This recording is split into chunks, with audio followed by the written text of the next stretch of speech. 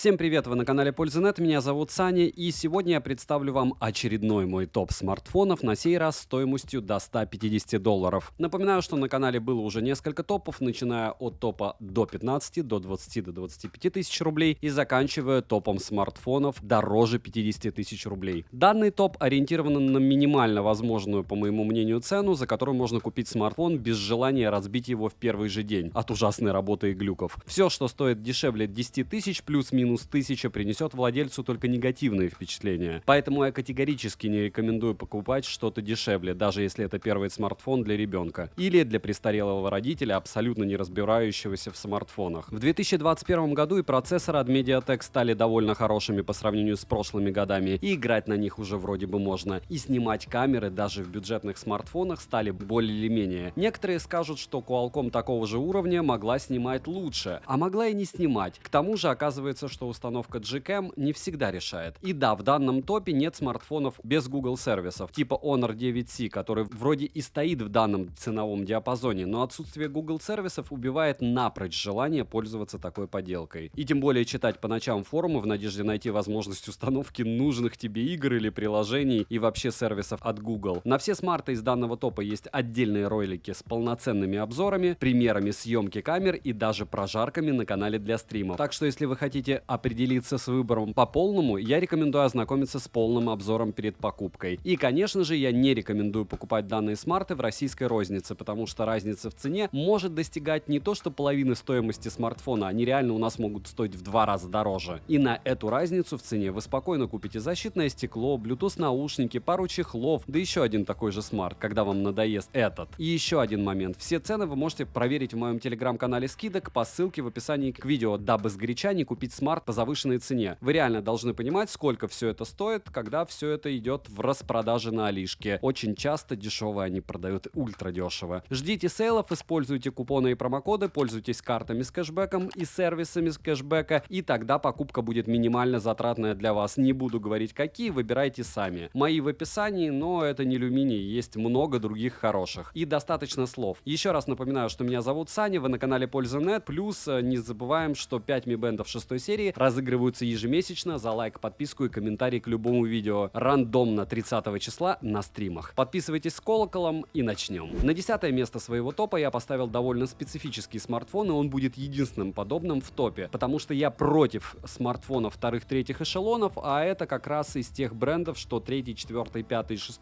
называется. Плюсами данного смарта являются неплохая автономность, вполне рабочая инфракрасная камера, которая еще и работает ко всему. Данный смарт достаточно хорошо защищен от ударов и падений, а также от попадания влаги. В нем есть модуль NFC, несмотря на его цену, и при этом рабочий. Разблокировка по отпечатку пальца на задней крышке, по лицу разблокировка тоже работает. 4 гигабайта оперативной памяти и 64 гигабайта встроенной, тоже вполне неплохо. Комплект хороший, переходник на мини-джек положили и защитная пленка на экране присутствует. Правда, комплектный блок зарядки на ультра малые 10 Вт, прямо как у планшета прошлого моего Olda Cube. Вчера был обзор на канале, тоже в районе 10 тысяч, и тоже есть симка. Очень много для обычного смартфона, по мне, что ультра скромно. И чехла в комплекте нет, но он ему особо и не нужен. Вес данного смартфона целых 240 граммов. Очень много для обычного смартфона, но стоит держать в уме, что смарт защищен от падений по стандартам IP69K, от влаги и пыли IP68 и плюс MIL STD 810H. И пусть это слегка и реклама, но он правда вывозит многие падения. После многочисленных падений лично у меня устроенных в моих тестах, кроме нескольких царапин на корпусе, других повреждений именно этот смарт не получил, а я уже тестировал несколько защищенных смартфонов, как вы знаете. Лоток для сим-карт прорезинен. Естественно, он гибридный, то есть либо две симки, либо сим-карта и карта памяти. Экран на 5,7 дюйма с разрешением скромным 720 на 1440 точек HD+.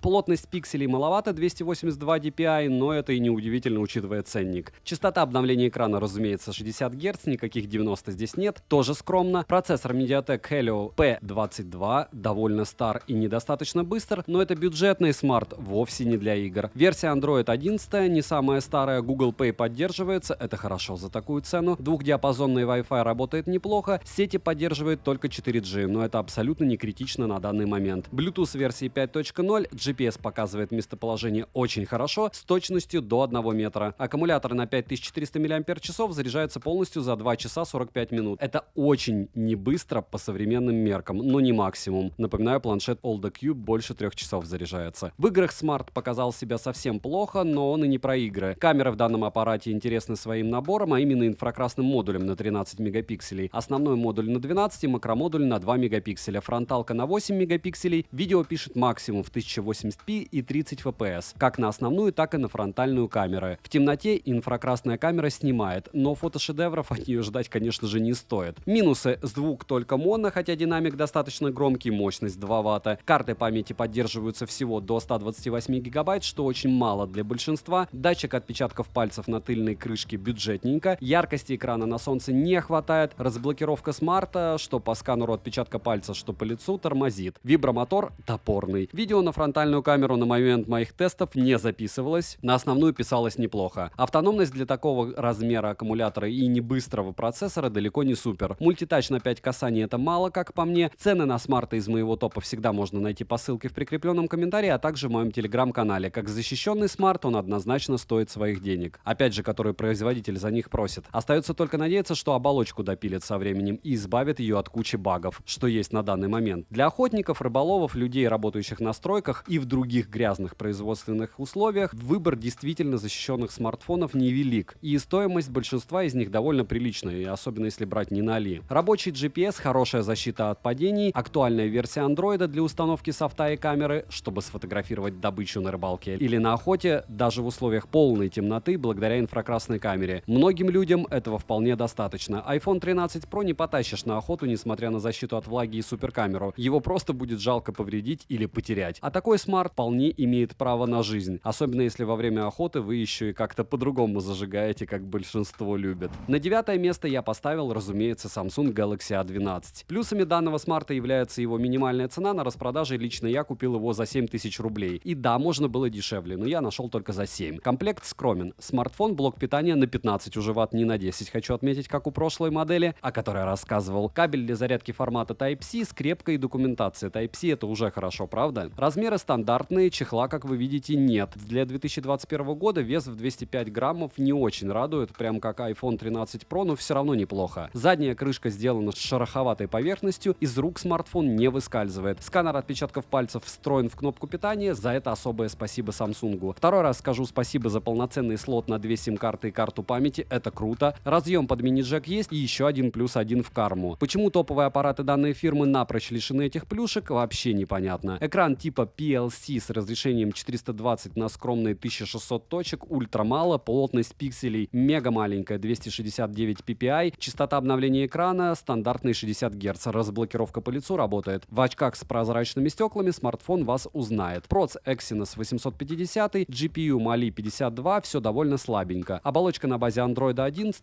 оперативка LPDDR4X на 4 гигабайта. Встроенной памяти на выбор либо 32, либо 64, либо 128 гигабайт. Смарт понимает карты памяти объемом до 1 терабайта. Вибро средние, настроить можно только уровень тактильной отдачи. Bluetooth версии 5.0, NFC с поддержкой Google Pay на борту, поддержка GPS, GLONASS, Beidou, Galileo с точностью до 1 метра, вообще хорошо. Аккумулятор на 5000 мАч заряжается от родной зарядки за 2 часа 18 минут, что совсем не быстро. Результаты PC-марка показали 9 часов 36 минут работы, производительность средняя, но в PUBG и танках все довольно неплохо. Основной блок камер состоит из 4 модулей на 48 мегапикселей, 5 и 2 затычки по 2 мегапикселя. Видео пишет максимум в 1080p 30 fps. Фронталка на 8 мегапикселей расположена в каплевидном вырезе приличных размеров. И видео записывает также в 1080p 30 fps. В 10-й раз напоминаю, что все примеры съемки фронталки основной камеры днем и ночью для всех телефонов, включая вход, который пишется обычно на смарты, которые я обозреваю, разумеется, по ссылкам в описании. Плюс вы также увидите в комментариях отношение пользователей, которые либо уже купили смартфон, либо его уже выкинули или разбили, если это не топ-3. Минусы. Комплект максимально скромный. Нет ни защитной пленки на экране, ни чехла в комплекте. Лоток для сим-карт не прорезинен, нет защиты от влаги, звук моно, хоть и не самый ужасный, мультитач всего 5 касаний. ИК-порта нет, автояркость экрана работает плохо, заряжается смарт долго, при повседневном использовании глючит даже в несложных задачах. Но за цену на сейлах, учитывая, что это Samsung, один из любимых брендов русских людей, 7000 рублей вполне неплохо. 8 место моего топа бюджетных смартфонов я отдал Realme C21. К плюсам данного смарта я отнесу запись телефонных разговоров из коробки. Это касается практически всех смартфонов Realme. уровне, рабочий модуль NFC для бесконтактной оплаты, также к плюсам отнесу доступность наличия практически в любом уголке нашей родины, так что пощупать и повертеть в руках его не будет проблемой. Молниеносная разблокировка по отпечатку пальца и по лицу на борту. Комплект скромный для Realme, нет защитного чехла, нет защитной пленки на экране, что удивительно, но есть зарядка, правда на скромные 10 Вт, опять. Аккумулятор на 5000 мАч заряжается почти 3 часа штатной зарядкой космос, но позволяет смотреть видео в YouTube в течение 18 часов по Wi-Fi непрерывно, и это круто. Размеры смарта стандартные, вес 192 грамма, и напоминаю, по автономности и остальным особенностям, прямо мега особенностям, опять же можете посмотреть мои обзоры по ссылке в описании. Все тестирую в PC-марке, все при максимальной яркости и все при максимальной герцовке. Слот для сим-карт полноценный, но не прорезиненный, что неудивительно за такую цену. Процессор MediaTek Helio G35, графика PowerVR ROG GE8320, 4 гигабайта оперативной памяти и 64 гигабайта встроенной, это хорошо. Дисплей IPS имеет разрешение 720 на 1600 точек, плотность пикселей 320 dpi и размер в 6,5 дюйма. Фронталка в виде капельки размещена по центру экрана, вырез довольно глубокий. Bluetooth 5 версии, Wi-Fi, GPS-модуль на борту работают без проблем. Основной модуль камеры всего 13 мегапикселей, стабилизации нет никакой. Также на борту две затычки на 2 мегапикселя, толку от них никакого. Видео снимает максимум в 1080p 30 fps, фронталка всего на 5 мегапикселей. Минусы: зарядка осуществляется по кабелю древнему micro-USB, к сожалению, это нехорошо в 2021 году как минимум. Мощность зарядного устройства совсем скромная, как и скорость заряда. Комплект для Realme слишком скромен, до неприличия. Яркость экрана очень скромная, также масло масляное, но везде печаль, 400 нит. Частота обновления у него всего 60 Гц, что тоже неудивительно, олеофобка у экрана отсутствует, что непривычно. Они вообще как-то очень сильно накосячили с этим телефоном, по мне. Автояркость плохая, производительность минимально достаточная для 2021 года. Нет стереодинамиков, нет ширика, звук, как и вибро, печален, ИК-порта нет, беспроводной зарядки, защиты от влаги нет, естественно. Но при этом всем смартфон неплохо держит батарею, на него устанавливаются все необходимые приложения. Это не игровой смартфон и не камерафон, но и цена в районе 10 тысяч рублей не подразумевает каких топовых спеков. Седьмое место топа я отдал смартфону нестандартно Xiaomi Quin 2 Pro, один из суббрендов корпорации Xiaomi. Смартфон по цене менее $100 однозначно стоит вашего внимания. Плюсы у него такие: стереозвук, сверхкомпактные габариты, низкая цена, Google сервисы, несмотря на чисто китайское происхождение, достойные экраны, отсутствие фронтальной камеры. Но как может быть плюсом, спросите вы, отсутствие фронталки? Расскажу чуть подробнее. Комплект достойный, как у всех бюджетных смартов, хотя по идее все должно быть наоборот. Корпус пластиковый, размеры всего 132 на 55 мм и толщина 8,7 мм. Тоненький он. Комплектный чехол страшненький даже для бюджеток. Из других особенностей: кнопка питания разделена на две неравные части, одна из которых выполняет роль быстрого запуска в разделе «Музыка». Есть ИК-порт, экран размером в 5,5 дюйма выполнен по технологии IPS, разрешение 576 на 1440 точек. Плотность пикселей 284 dpi, автояркость есть, мультитач на 10 касаний. Разблокируется смарт с помощью графического ключа пин-кода или пароля. Других способов разблокировки нет. Процессор Unicos CS9863A с техпроцессом в 28 нанометров. Не покажет чудес производительности, но кино показать сможет. В инете посидеть позволит, в соцсети покажет, и даже танки с PUBG погонять позволит. Естественно, без высоких настроек графики. Версия Android 9 совсем старая и вряд ли будет обновляться. Оперативная память на 2 гигабайта, внутренняя на 64. Есть GPS, от GPS GLONASS, но тест GPS смарт проходить лично у меня отказался. Аккумулятор на 2100 мАч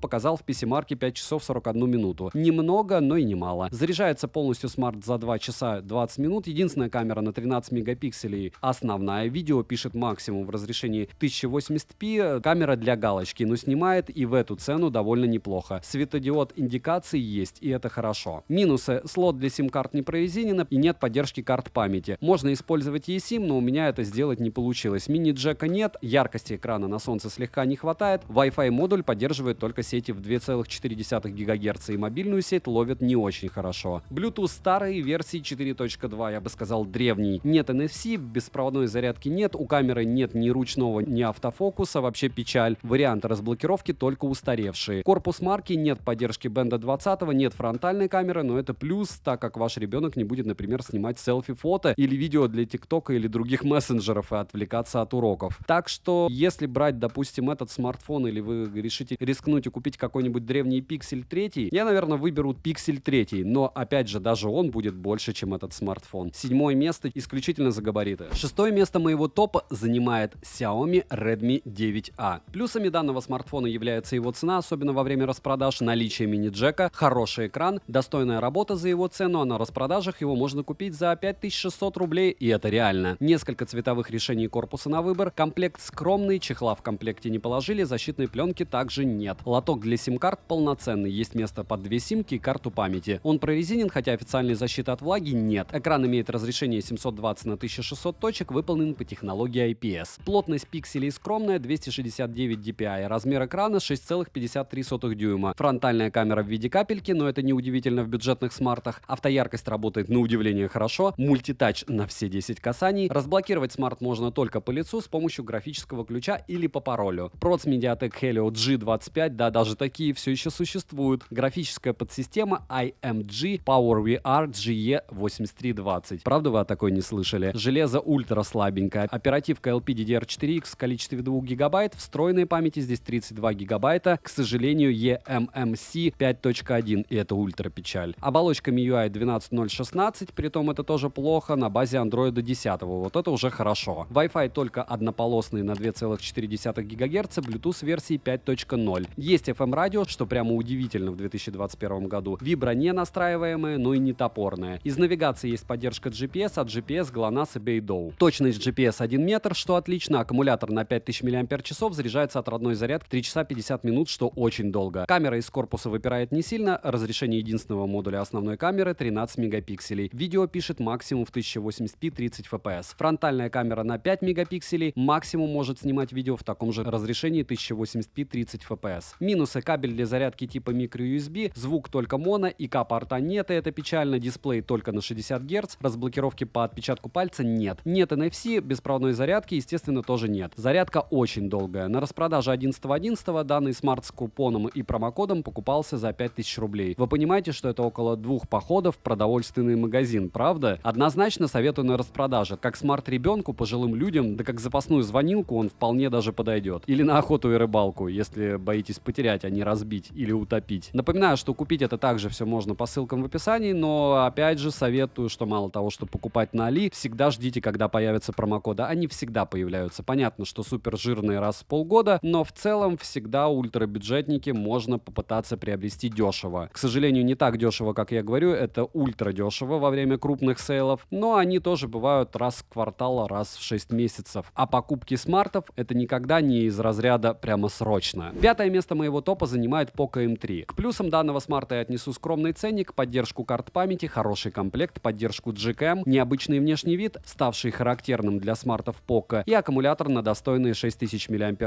ИК-порт на борту работает, лоток на 2 сим-карты и карту памяти, стереодинамики есть, оперативка в количестве 4 гигабайт, встроенной памяти 64 гигабайта, и здесь она уже типа UFS 2.1, что хорошо, или 128 гигабайт типа UFS 2.2, что вообще круто для смарта из разряда 10 тысяч рублей и покупай. Блок зарядки в комплекте на 22,5 ватта, но смарт поддерживает быструю зарядку максимум 18 ватт. Такая вот обманка легкая у Xiaomi. Сканер отпечатка пальца расположен в кнопке питания, работает без проблем. Мини-джек на борту, и это радует. Проц Snapdragon 662 неплох для бюджетного смарта. Графика здесь Adreno 610. Тротлинг есть, и это не очень хорошо. Игры идут на низких настройках и периодически подлагивают. Дисплей в 6,53 дюйма на IPS-матрице, и значит шима у вас не будет. Мультитач на 10 касаний проходит, двухдиапазонный Wi-Fi на борту, Bluetooth версии 5.0, GPS от GPS, GLONASS, Beidou тоже на борту, даже FM-радио не стали вырезать. За это спасибо. Блок камер состоит из 3 модулей, основной на 48 мегапикселей и 2 затычки по 2 мегапикселя. Фронталка на 8 мегапикселей довольно скромная. Видео пишут обе камеры максимум в 1080p 30 fps. Положение может спасти установка GCam, но она периодически вылетает и глючит, и плюс помним, что это супер бюджетник. Хорошей картинки все равно не будет. Минусы: нет NFC, нет защиты от влаги, малая яркость дисплея, максимум 400 нит, стабилизации при видеосъемке нет, разумеется, никакой, записи в 4К нет, индикатора событий нет, это неудобно. Проц прожорлив, не поддерживает кодек LDAC, есть инверсия цветов при повороте дисплея, вибро топорная, порт USB Type-C версии 2.0, хотя и во флагманах у них также, но у половины флагманов, не только у Xiaomi, такой же старый формат, что для меня критично, но для вас может быть вообще не важно. Нет поддержки бенда 31, и некоторые пользователи сети Теле2 отдельных областей России могут ощущать неудобства. Лучше заранее узнать, используется ли данная полоса у вашего оператора. Быстрая зарядка полностью заряжает смарт за 2 часа 44 минуты, что довольно долго, но учитывая цену данного девайса с его недостатками, вполне можно мириться. Это ультра топ, и его реально было купить за 8500 рублей не на одной распродаже. Плюс он допилен, плюс ПО допиленное. Вообще в этом смысле Poco-Xiaomi молодцы. Четвертое место моего топа занимает Realme Narza 50A. К плюсам данного аппарата, как у всех смартфонов из данного топа, является его цена при его характеристиках. Довольно необычный внешний вид. Комплект стандартен для Realme, быстрая зарядка на 18 Вт и чехол в комплекте, и пленка. Кабель для зарядки Type-C тоже есть. Два цвета на выбор, по мне, необходимый минимум для любого смартфона, но производители иногда решают иначе. Текстурная задняя крышка выглядит хорошо. Блок камер, совмещенным в том же блоке сканером отпечатка пальца, довольно необычен. Вес смарта в 211 граммов довольно велик, размеры тоже не маленькие. Мини-джек есть, за это отдельное спасибо. Лоток для сим-карт полноценный. И две симки можно вставлять, и карту памяти. Лоток не прорезинен, и это жаль. IPS-экран размером 6,5 дюймов имеет разрешение 720 на 1600 точек, и плотность пикселей уже более-менее адекватная в 720 dpi. Пиковая яркость 570 нит вполне достаточно для многих. Автояркость работает нормально, сканер отпечатков пальцев на задней крышке своеобразное решение, но для бюджетного смарта это терпимо. Фронталка находится в вырезе каплевидной формы, небольшом, но все же. Проц Mediatek Helio G85, графика AMOLED G52, интерфейс Realme UI 2.0 на базе Android 11, и по мне он у MIUI однозначно выигрывает. Оперативка LPDDR4X в количестве 4 гигабайт, встроенной памяти может быть либо 64, либо 128. Двухдиапазонный Wi-Fi, Bluetooth 5 версии, GPS с поддержкой стандартных от GPS GLONASS Beidou, точность GPS в 1 метр, это отлично, спасибо Mediatek хотя бы за это. Датчик приближения работает нормально, вибра не настраиваемая, слегка топорная. NFC и GPay работает, аккумулятор на 6000 мАч заряжается полностью родной зарядкой за 2 часа 53 минуты. PC-марки показывает по автономности, внимание, 11 часов с хвостиком. В играх смарт не перегревается и яркость экрана не сбрасывает, в отличие от практически всех флагманов. Играть можно. Основной блок камер состоит из 3 камер, основной модуль на 50 мегапикселей, портретник на 2 и макромодуль на те же 2 мегапикселя. К сожалению, видео может снимать в те же скромные 1080p 30 fps. Фронталка на 8 мегапикселей может снимать видео также в 1080p 30 fps. Минусы. Звук только моно, защиты от влаги нет, частота обновления экрана 60 Гц, беспроводной зарядки нет, ЭК-порта нет, вес смарта отнесу к минусам, хотя аккум тут реально большой. Сканер отпечатка пальца отнесу к минусам, он слишком высоко, как по мне. Я молчу про место его установки, можно было бы и в кнопку включения встроить, было бы гораздо удобнее. Заряжается смарт довольно долго, но при хороших внешних данных, отличной стоимости на Али его характеристиках, это один из лучших смартфонов в данной ценовой категории. Почему один из? Еще более лучшие, как по мне, будут сейчас. И да, в районе десятки его реально купить. Вот сейчас был сейл, продавали за 9800. С промиком, разумеется. И кэшбэками. Тройку лидеров открывает Realme C25. За цену в период распродаж около 10 тысяч рублей вы получаете хорошую IPS-матрицу, пусть и частотой всего в 60 Гц, хорошую скорость работы, неплохое количество баллов в Antutu, автономность смарта тоже весьма неплоха, запись разговоров в прошивке аппаратов Realme по-прежнему радует, два цвета смарта на выбор, черный и синий, зарядка на скромные 18 Вт, чехол и защитная пленка в наличии, что не может не радовать. Габариты не маленькие, вес в 209 граммов тоже существенен. Тыльная часть корпуса из текстурированного пластика в руке не скользит, если вы будете таскать смарт без чехла. Мини-джек на борту — это хорошо, лоток для сим-карт полноценный, не прорезиненный. Фронталка в виде капельки в экране довольно аккуратно. IPS-дисплей на 6,5 дюймов с разрешением 720 на 1600 точек и плотностью пикселей в 207 ppi и частотой обновления в 60 Гц — хорошо. Шима нет. Пиковая яркость в 480 нит не всегда достаточно, на ярком солнце будут проблемы с читаемостью. С Narza было лучше. Мультитач на 10 касаний, разблокировка по лицу есть, работает даже в очках с прозрачными линзами. Проц Mediatek Helio пресловутый G70, графический процессор Mali G52 MC2, оболочка Realme UI 2.0 на базе Android 11, оперативки на борту 4 гигабайта типа LPDDR4X. Встроенной памяти только 64 гигабайта, карты памяти до 256 гигабайт смарт понимает, и это good. Есть поддержка Wi-Fi 6,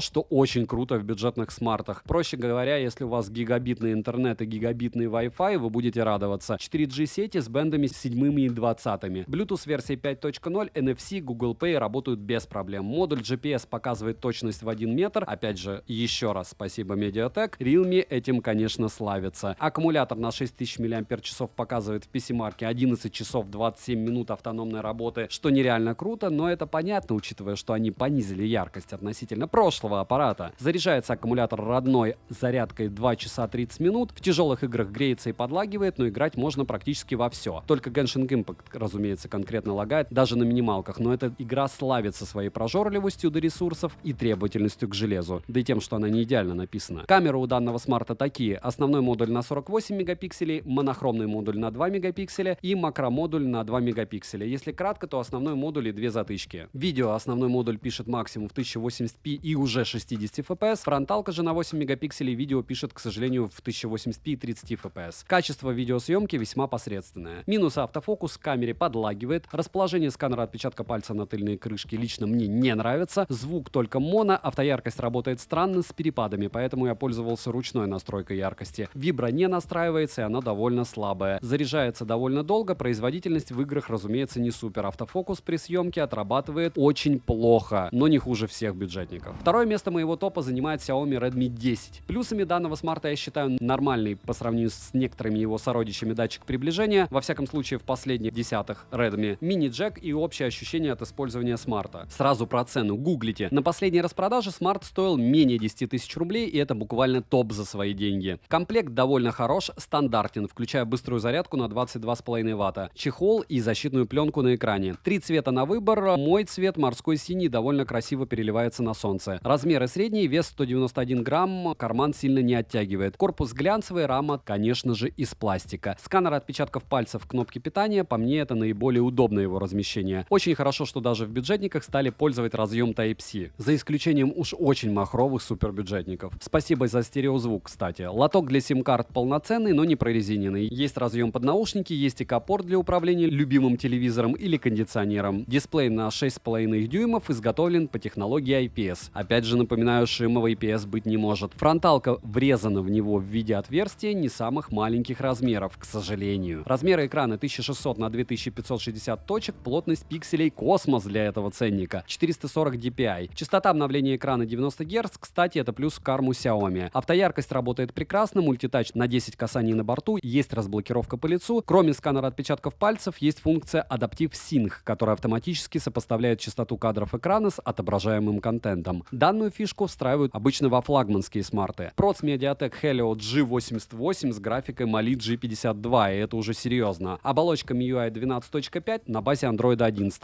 Оперативка LPDDR4X на выбор 4 или 6 гигабайт. Внутренней памяти может быть 64 или 128 гигабайт. Двухдиапазонный Wi-Fi, Bluetooth версии 5.1, почти самый последний, GPS с точностью в 1 метр, все это как у всех. Бенды 7 и 20 на борту, NFC есть, Google Pay работает, аккумулятор на 5000 мАч показал в PC-марке время работы в 7 часов 7 минут, что довольно неплохо. Заряжается от родной зарядки смарт довольно долго, 2 часа 50 минут. В играх греется, на высоких настройках играть некомфортно, но оно и понятно. Основной блок камер состоит из 4 модулей, основной модуль на 50 мегапикселей, ширик на 8 и 2 затычки по 2 мегапикселя, макромодуль и датчик глубины. Видео пишет максимум в 1080p 30 fps, на фронталку пишет видео также. Она здесь на 8 мегапикселей. Минусы: вибро слабые, нет беспроводной зарядки, разрешение для видеосъемки маловато, греется при нагрузках, проц слабоват. Но этот же бюджетный смарт, вы же не ожидайте от него производительности снэпа на 3 восьмерках. Даже по сравнению с похожими по цене смартами, хоть чуть-чуть, но лучше. Первое место сегодняшнего топа занял Realme 8i. Да, его цена чуть дороже остальных на 300 рублей. На сейлах его реально купить за 11 где-то с копейками. Можно умудриться за 10, опять же, когда есть промокоды Crazy. Но заплатив такую цену, вы получаете достойное качество в видеосъемке, пусть и в 1080p. Отличный экран с частотой обновления в 120 Гц, хороший процессор и допиленную оболочку. Про цену еще раз вернусь. Если вы получаете кэшбэки от сервисов и кэшбэки по карте, реально ваш ценник — это десятка для этого смарта. А смарт супер-мега топовый. Да и можете кое-где на наших ресурсах поискать. Плюс-минус 10 тысяч реально его купить. Новый. Комплект хорош, как практически у всех Realme. Есть быстрая зарядка, чехол, защитная пленка, 2 цвета смартфона на выбор, и фиолетовый цвет довольно интересный. Градиент на задней крышке смотрится ультра хорошо. Корпус пластиковый, что не вызывает вопросов, учитывая ценовую категорию. Размеры вполне компактные, вес 194 грамма. Блок камеры не сильно выпирает из корпуса. Лоток для сим-карт полноценный с разъемом под карту памяти. Жалко, что не прорезинен, но это не критично. Сканер отпечатка пальца встроен в кнопку питания, что мега удобно, как по мне. Разъем под мини-джек есть. Отличная новость для любителей проводных наушников, правда? IPS-дисплей на 6,6 дюйма с разрешением 1080p на 2412 точек. И плотность пикселей в 401 ppi почти флагманская. Есть поддержка расширенной цветовой гаммы DCI MSI P3. Пиковая яркость дисплея космос для супербюджетников 600 нит. Это очень хорошо. Тач на 180 Гц, что тоже хорошо. Частота обновления экрана выбирается только умная, 60 или 120 Гц. Автояркость работает хорошо, мультитач на 10 касаний на борту. Разблокировка по отпечатку пальца или по лицу работает хорошо. В очках с прозрачными стеклами смарт вас узнает. Фронталка врезана в левую часть экрана, аккуратная, хоть и не минимальных размеров. Процессор MediaTek Helio G96, графика Mali G57MC2. Интерфейс Realme UI 2.0 на базе Android 11. Оперативка LPDDR4X. На выбор 4 или 6 гигабайт. Встроенной памяти 64 или 128 гигабайт типа UFS 2.1. Двухдиапазонный Wi-Fi, Bluetooth версии 5.1. Вибра хорошая, хоть и не настраиваемая. NFC Google Pay работает, GPS работает с точностью в 1 метр. Типичный результат для Realme. Аккумулятор на 5000 мАч заряжается родной 18-ваттной зарядкой за 1 час 47 минут полностью. И показал в PC-марке 7 часов 50 минут работы. С камерами дела обстоят так. Основной модуль на 50 мегапикселей, две затычки по 2 мегапикселя, макромодуль и черно-белый модуль на борту. Видео снимает Smart максимум в 1080p 30 fps. Фронтальная камера на 16 мегапикселей снимает максимум в 1080p 30 fps. Достойно снимает камера, автофокус отрабатывает хорошо. Есть режим видеосъемки одновременно на основную и фронтальную камеру, как у большинства топовых Realme. Минусы: звук моно, хоть и неплохой, нет ЭК-порта, нет защиты от влаги, 7-х и 20-х бендов. Для кого-то это может быть ограничением. Опять же, в глобалке может быть поискать, какие-то версии есть и с ним, но я о них не знаю. Нет беспроводной зарядки, при играх, особенно тяжелых, смарт греется, что не очень хорошо, но их тянет. После выхода из тяжелой игры еще какое-то время подглючивает. И при всех этих недостатках смарт заслуженно занимает первое место сегодняшнего топа по совокупности характеристик, качеству съемки фото и видео, прошивки и стабильности оболочки. В данном ценовом диапазоне производители экономят на всем, на чем могут. И лучшее, что возможно купить за эту цену, вроде бы я для вас собрал. Игровые смарты тоже греются, но стоят при этом в разы дороже. И напоминаю, что есть еще обалденные смартфоны из разряда Poco M4 Pro, но он новенький, и вряд ли на распродажах он будет дешевле 12,5, на старте продаж был 12,5 примерно. Можно рассматривать Umidigi, TCL и подобное, но я считаю, что подобный хлам даже для упоминания плох. То есть, если я вам о них говорю, я однозначно не советую, потому что ту прошивку, которую они предлагают, это просто выбрасываете деньги. Не смотрите на железо, потому что вы можете надеть супер крутые кроссовки, но от этого марафонцем вы не станете. ПО рулит, так же, как у нас фотографии и видео, решает не сенсор чаще всего, а решают алгоритмы. Достаточно посмотреть, что снимает Sony и что снимают остальные. Если рейтинги DxOMark вас не убеждают, вы можете послушать, что говорят блогеры, и посмотреть, на что они снимают. Напоминаю, что все обзоры у меня снимаются в 99% случаев на телефонные камеры, такие как OnePlus 9 Pro, iPhone 13, Huawei P50 Pro и подобное. Надеюсь, топ был вам полезен. Если вам интересен топ-10, допустим, планшетов, напишите, начну закупаться тем, что интересно, и буду вам рассказывать. И напоминаю, что я не выбираю смартфоны из того, что есть у меня на канале. У меня больше смартфонов. Я выбираю, во-первых, смартфоны для покупки долго и упорно, потому что меня интересуют те смарты, которые я смогу либо потом без проблем продать, либо оставлю себе для коллекции с радостью, а не как камень какой-то. И вторая причина, логично, что я не хочу советовать вам что-то плохое, по той причине, что я хочу, чтобы вы продолжали меня смотреть. Если вы купите это, кажется, TCL-кой, допустим, вы же потом не придете на мой канал. Вы же не странные люди, которые могут верить после TCL, Umidigi или подобного советов и потом использования людям, которые это дело советуют. Это не попытка пошутить. ПО решает, к сожалению. И да, можно рассмотреть дешевые Huawei-вские смарты или Honor-вские смарты. Honor я не покупал, потому что дешевых я не видел. Huawei, к сожалению, не имеют Google сервисов. И я не понимаю смысл покупать их дешевые смарты. Ладно, ты покупаешь какой-то топ и потом мучаешься с Google сервисами, но в дешевках скузи не про это. У Яблока нет дешевых смартфонов. У Samsung вы слышали, максимум A12 можно сюда запихать. A22 уже стоит значительно дороже. Хотя я его купил тоже в районе десятки, но я его запихивать сюда не стал, потому что вы не сможете его за 10 купить уже. Скорее всего, 99,9 в периоде. Я его даже на Авито сейчас продаю дороже, чем я купил. И я уверен, что продам. 11,5 мне уже предлагали. Спасибо за просмотр. Ставьте лайк за труды. Надеюсь, вам такое дело полезно. Пишите обязательно в комментариях, какие еще смартфоны вы хотите увидеть на моем канале, либо любую какую-то другую технику. Подписывайтесь на телеграм-канал со скидками и телеграм-канал взаимопомощи. Девайсом всем из топа однозначное да. Это лучшее из тех, что я смог нарыть для вас до 10 000 рублей. Спасибо за просмотр. Добра и удачи вам, дорогие друзья.